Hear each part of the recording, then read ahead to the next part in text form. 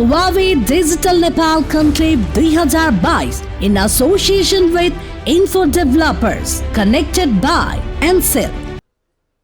Namaste. Good morning to all of you. I hope I'm audible. May I have the slides, please? So I'm going to start with two statements, which are obviously true because they are based on data.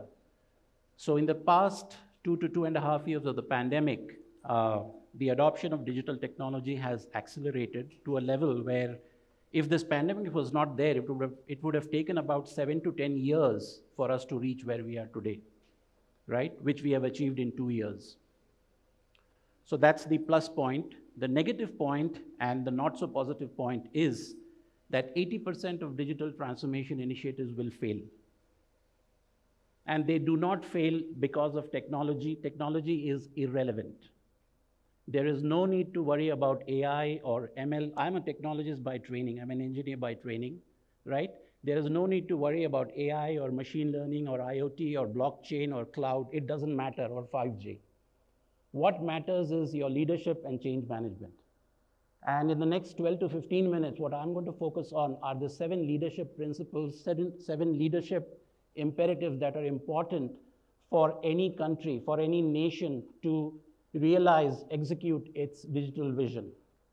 And the number 7 is deliberate. Nepal has 7 provinces, so keep them as your 7 takeaway points from this conference.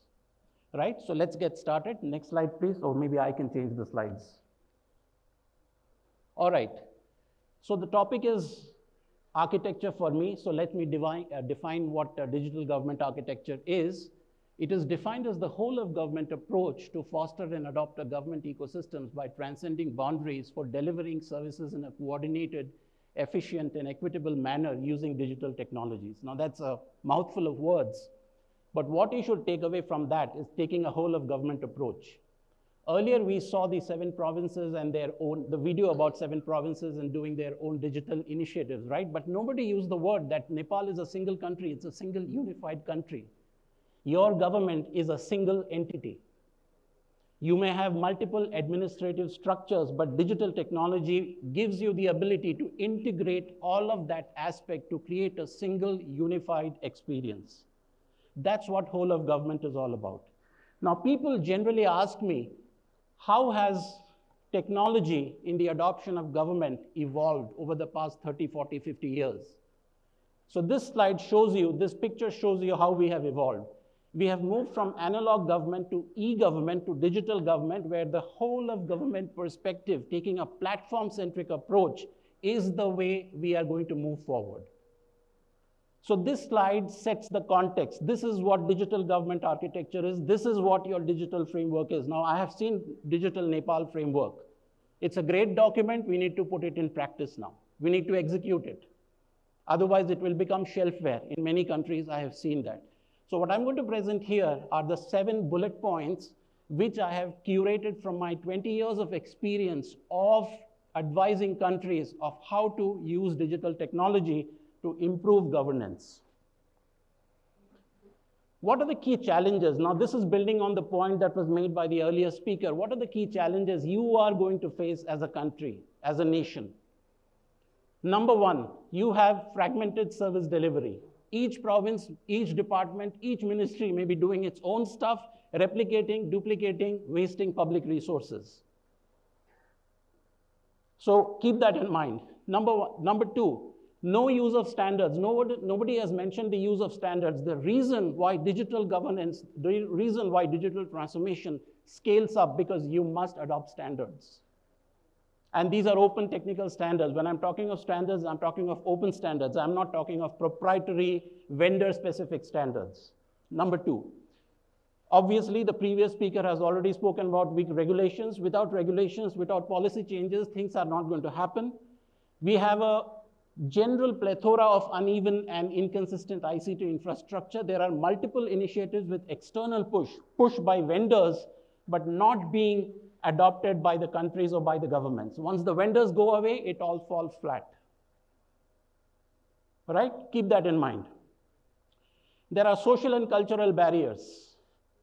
There are people, we live in a country where we have digital divide. There are people who are uncomfortable using digital technologies. So we need to take care of that. And that's a cultural aspect. There's nothing technology about it.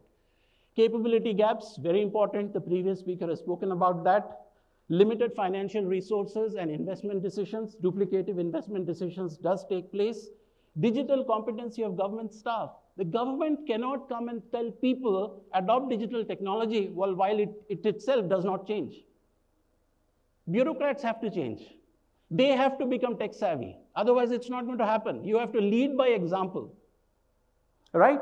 And finally, of course, the previous speaker also spoke about procurement and vendor management. This is an absolute challenge, absolute showstopper that every country needs to be taken care of. Now, in the next 7 slides, I'm going to present the 7 things you need to do as a country. Take a top-down, whole-of-government approach. As I said, take a unified approach. Government is a single entity. So any citizen approaching the government should not get the answer, you are in the wrong department, you're in the wrong ministry. You are with the government, they will fulfill your service. Now, I'm not going to go into the details given the limitations of time, but what is important is you can take benefit of the disruptive technology right in the middle, but they will not decide the failure or success of your digital transformation. So that's your first leadership imperative. As a leader, take a whole of government approach to your digital transformation initiative. Second, create a robust institutional and governance framework covering multiple strategic stakeholders. During the course of these 2 days, I'm sure there are many discussions talking about health, talking about rural development, talking about transportation, talking about tourism, right? They are all verticals, they are all sectors, but what's connecting them? They have to stand on principles of common standards, which is there at the bottom, common rules, which are for the whole country. It cannot be sector-specific rules. That's your second leadership imperative. Third, train your bureaucrats to be tech savvy. I'm sure you have a civil service academy, educate them. Forget about the IT university. First, get the bureaucrats ready towards digital technology. Number 2, create policy and technology sandboxes so that you can try out new examples. Because digital technology is disruptive. If you do it for the whole of country, chances are that things will not be as you wish them to be. So try it out. Give a lab. Try it out new technology. And then finally, roll out in a scaled up manner. Very important. So these are the 3 steps of creating a tech-savvy civil service. Number 4, use public digital infrastructure. Create an infrastructure on which your services, on which your platforms, on which your technology can run. Very important because, as I said, you need to adopt modular standards, open standards, secure, participatory. Get the people to participate in your solutions. Right? From a supply perspective, from a demand perspective, focus on privacy, focus on availability, focus on affordability. Digital gives you the possibility to make that happen. So use good public digital infrastructure. The key point here is public, not proprietary private sector infrastructure. So this is your 4th leadership imperative. Number 5, create a process. Now, this is a step-by-step approach to doing digital government architecture. Now, I'm not going to go into the details of the step, but the slides are with the organizers, but there are 4 steps here, not going into the sub-steps. Number 1 is understand the context and do a situation analysis. Number 2 is establish the vision. Where do you want to be 5 years, 10 years, 15 years from now? Number 3, create a strategy and roadmap. Number 4, look for the implementation. And in each of these steps, there are sub-steps and sub-sub-steps. Obviously, given the limitation of time, I'm not going to go into that, but I think you get the point. Have a formal process in place. This is not an accident. It will not happen by accident. Okay, that's number 5. Number 6, also alluded to by the previous speaker, Make your transformation, make your architecture, link it up to the budgeting and the investment process. Use your transformation, use your architecture, and connect them to your budget planning, your budget preparation, budget allocation, and budget control. If the finance people are not involved, it's not going to fly. It will be taken as an IT initiative, left to the IT department. Nobody else cares about it.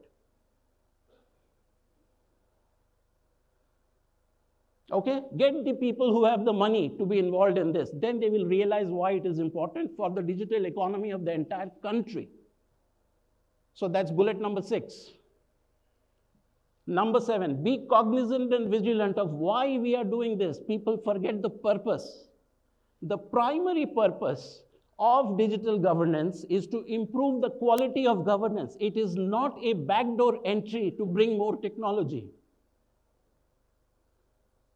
If it has not changed the lives of the people, it has failed. That's why I said 80% of digital transformation initiatives will fail. So what can leaders do about it? So this is my last bullet point to recap.